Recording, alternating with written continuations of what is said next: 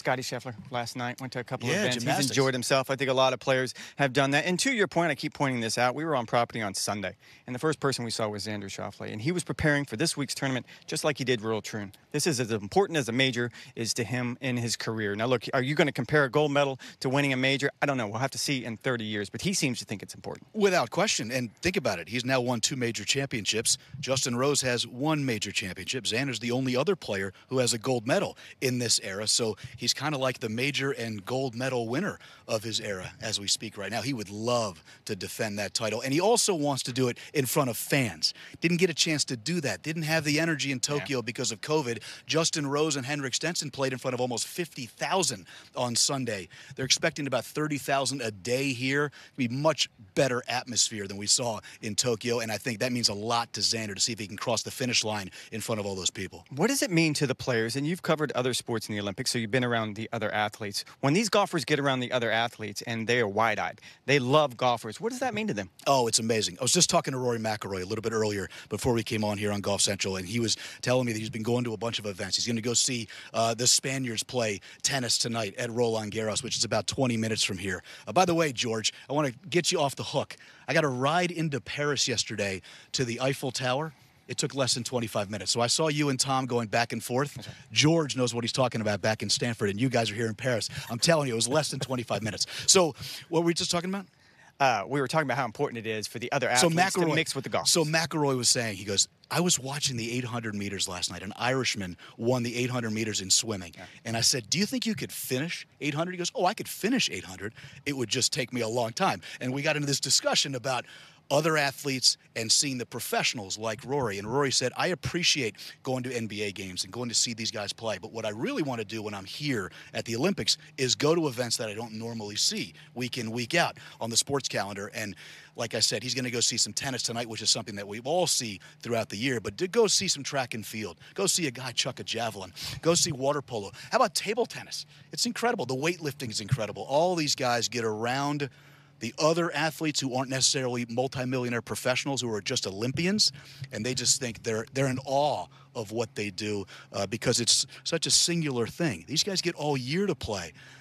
This moment, for most of the athletes here at the Olympics, happens once every 4 years, once in a lifetime, perhaps. Went to the swimming last night, saw some unbelievable competition there. I want to get your thoughts on the golf course, but I also want to go back to Tokyo. Okay. You were on the call for that playoff, for the bronze medal. 7 guys trying to win 1 medal. What was that like? C.T. Pan in a 7-man playoff for third. McIlroy, by the way, with a pretty good line. He goes, I've never grinded so hard to finish third in my life. The playoff was awesome. We were thinking of some playoff scenarios. That would be a lot of fun here. How about a 4-way tie on Sunday afternoon for the first spot? That means they'd have a playoff for the gold and the silver and the bronze, and it would just be keep going back. I think it would be awesome to see another playoff here. That playoff was really exciting, but again, without the energy of the crowd, it wasn't as strong as it will be this week if we get a scenario like that, but it was really cool to see the best players in the world try to go for third as hard as they were, like Rory was saying. Like Kuchar will tell you.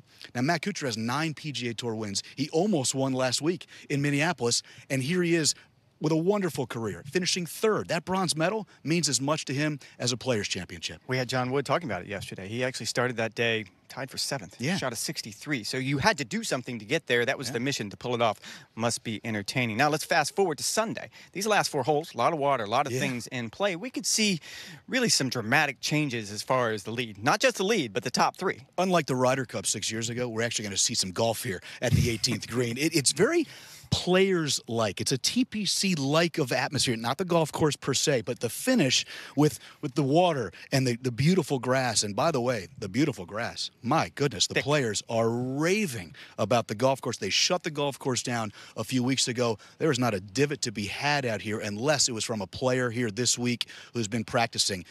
The golf course is awesome. The finish is going to be really, really exciting. And like you said, there's trouble lurking all over the place from 15 to 18. And when you ratchet up that pressure, like you do each week at a tour event or each week at a major championship in the Players, you put that Olympic, the thing right there that's just adjacent to the green, you can see the flagpoles. And the players all know that. And they know that a national anthem is going to be sung at some point, and they desperately want to be on top of that podium. But they'll take silver and bronze as well. Real quick before we get out of here, I know I'm not going to put you on the spot and make you pick a winner, but who do you want to watch this week? What's the story you want to tell this week? Oh man, it's a tale of two things. Golf is still new in the Olympics. I love seeing the pros and the big time guys who you see week in, week out. I want to see how John Rahm is.